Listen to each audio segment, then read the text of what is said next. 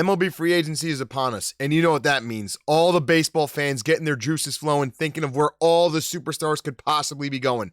Aaron Judge, chasing a home run record, out west in San Francisco. Trey Turner, maybe deciding the NL East race before the season even starts by determining what jersey he's going to wear. Jacob deGrom, could he potentially leave New York? Is he going to be the upstart for the Rangers? Is he going to make the Braves a super team?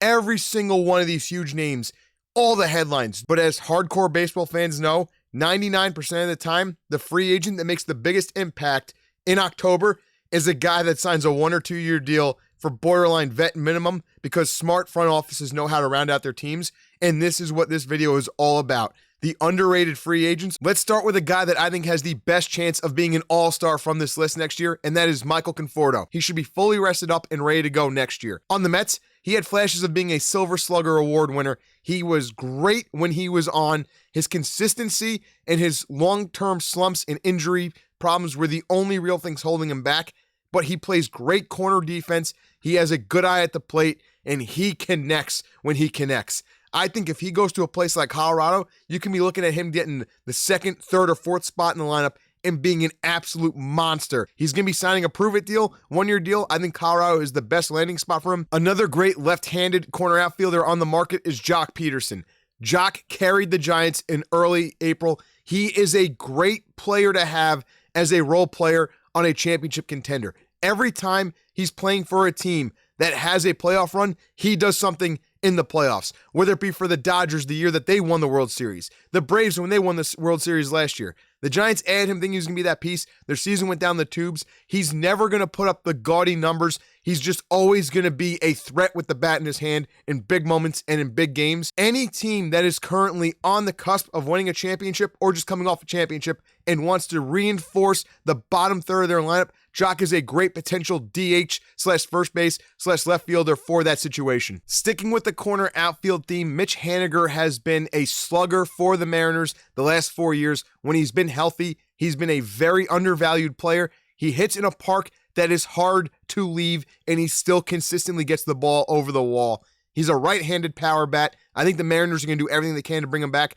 But if they can't come to a deal with him, Haniger is the kind of guy that can sign like a 464 kind of type deal where fans of the team that signed him will not realize how good he is until he plays for them. But he could have a big impact on a team like Colorado, like we mentioned before, or the Cubs, or the Pirates, the Marlins. He has a bunch of places he can land, and he is going to be good no matter where he goes. Another Mariner that's a free agent that can make an impact on any team in the league is Adam Frazier.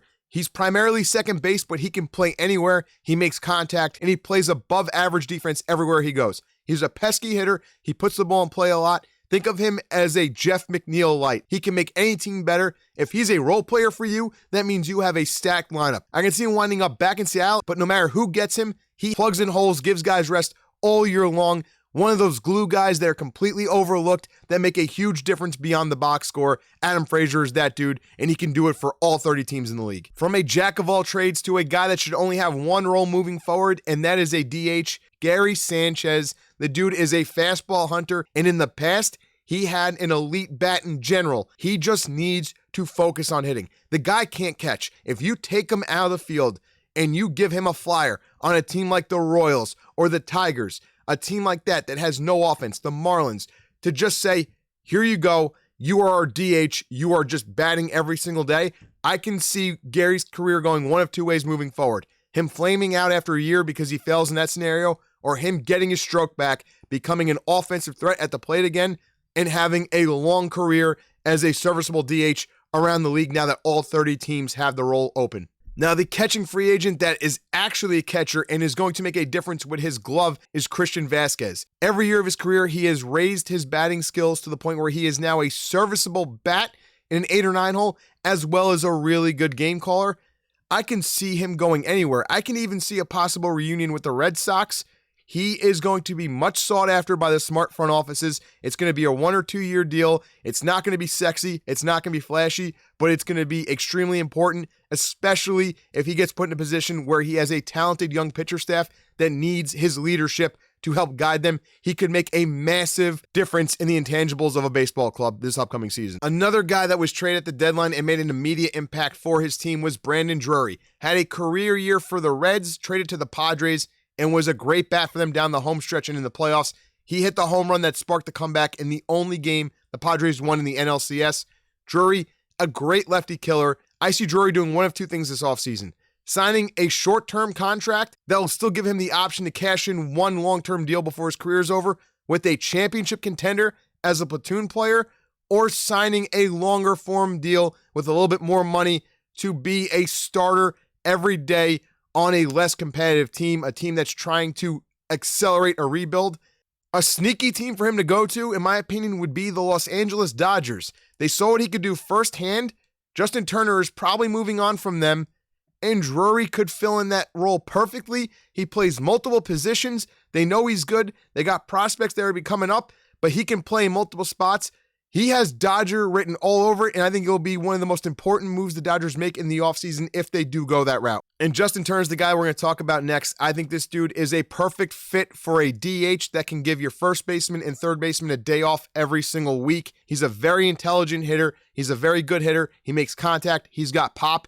I think the perfect landing spot for him would be a team that was already in the playoffs or on the cusp of making the playoffs that just needs to strengthen their lineup, make it a little bit deeper, slide him into the 6 or the 7 spot, and get productive at-bats from him. Another dude that fits the same mold as Justin Turner is Brandon Belt, except he's only going to help you at first base and DH. He might actually be at the stage where the best deal for him might be to go to a team that's young that doesn't expect to compete, like the Pittsburgh Pirates or the Colorado Rockies, where they can pay him for a couple of years to just be a veteran presence in there, and if he pops off in a season, use him as trade bait. But his bat will still hold value, especially in a stadium like Yankee Stadium. He would hit better than his stats in that park with his swing. On a good team, on a deep lineup, if he's your 7, 8, 9 hitter, you're in pretty good shape against right-handed pitchers. I think Belt still has something to offer. I think a team like the Yankees would be a perfect scenario for him, and it's a move that Brian Cashman loves to make. So don't be surprised if that is the exact landing spot for him this offseason. The last hitter we're going to talk about is Miguel Sano. He hits prestigious home runs. They thought he was going to be a star hitter. He has not progressed the way that they initially planned for him,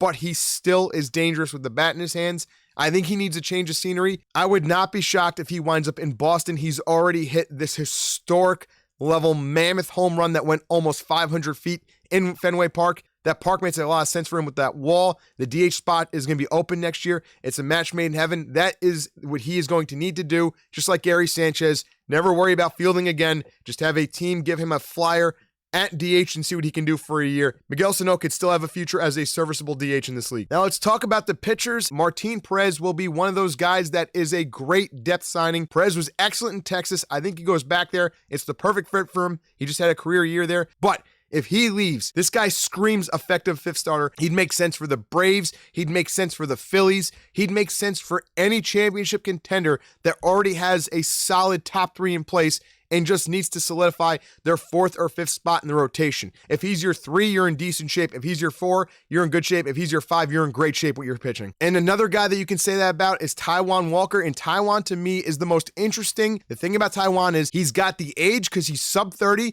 and he's a proven veteran already. He's already shown that he can evolve his stuff throughout his career to adjust to what the league has done to him. So he's smart. He's athletic. He's a great fielder. He trends to be a really good pitcher for a long time. His only issue is that he doesn't have the elite velocity, which everyone is looking for. I don't know how his contract situation is going to be handled. There are so many aspects of him that scream, lock this guy up to an 8-year deal, especially because you can probably get it for $200 million or less.